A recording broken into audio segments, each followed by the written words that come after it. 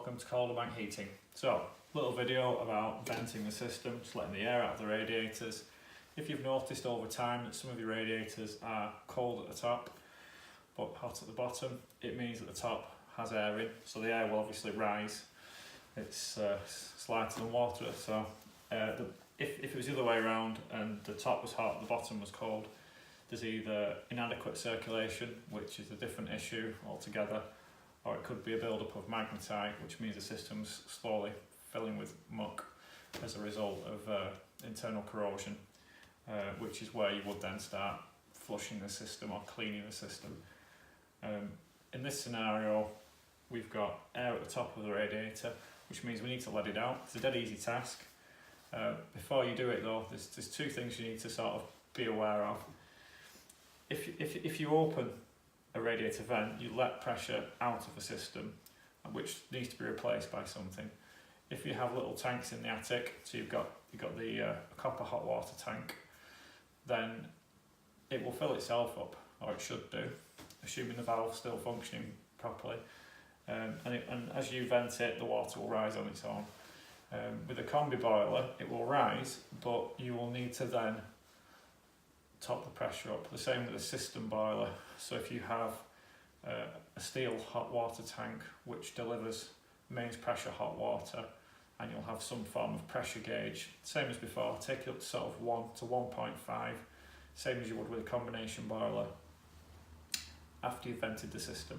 It may be you need to do it before you vent the system, so you'll need to probably check it first, have a look where the little needle is, or a digital display on some of the boilers, and then do your venting. So to vent them, don't use something that you're particularly fond of. The water can be quite dirty, so you can use some form of towel, but I'm using a bit of tissue and a radiator vent key. They're less than £1. You can buy them from Amazon and whatnot. I could put a link actually under the video on YouTube, which I might do, and that's it. It's a little square key on all of them. It has a little slot in the key. It means that you can use a flat-headed screwdriver to turn it. There is a danger that will snap, so it's safer to use the radiator key. So use whatever you've got. So here we're using a little bit of loo roll, because that's possibly what you'll use. Put that underneath and scoop it a little bit as well. What we're trying to do is prevent this hitting the wall. Get the little radiator key. The water could come out with a little jet. So put it on, and then left to loosen, lefty loosey, righty tighty. So open it just a little bit. So here we can see it dripping, which means that the water has reached the top.